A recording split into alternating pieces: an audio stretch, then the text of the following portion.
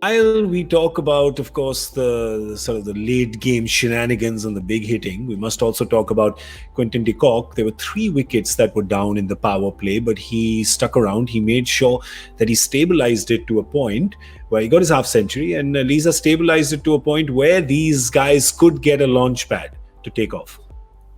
Yeah, he ensured that the scoreboard kept ticking whilst wickets were falling around him. More often than not, sometimes players go in their shell, or we've seen in the previous game as well that the set batter goes out at the same time. So you've got 2 new batters coming in. He was quite aware of the fact that that is a coach killer. So he put his head down and made sure that he got up the other end and he kept ticking it over. And that did allow these guys to come in and have a little bit of freedom, to be honest, because they weren't coming in the 12th or the 11th over. They were coming in at the back end where they're used to. Yeah, so there you go. It's 176 is what Mumbai have put on the board. Punjab, we'll just make you look at the points table real quick. Punjab has only 2 wins in this entire season.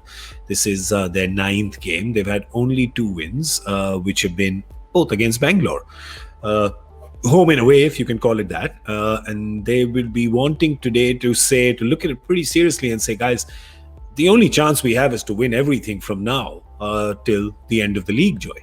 Yeah, and they'll be going hammer and tongs because they are desperate.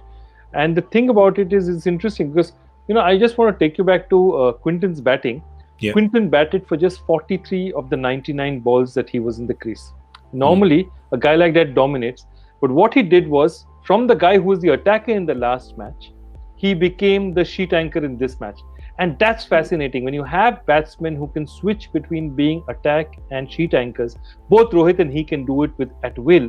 Yeah. That makes that team so much more flexible. Then those 3 wickets down in the first 6 does not cost them matches. He's got 4 half centuries in the last 5 games, and that's just gold. And he's your wicketkeeper, and a very good wicketkeeper. And he's just see the strike rate today. Yeah. See the strike rate today because he needed to play sheet anchor. Yeah. The last match, he was the attacker.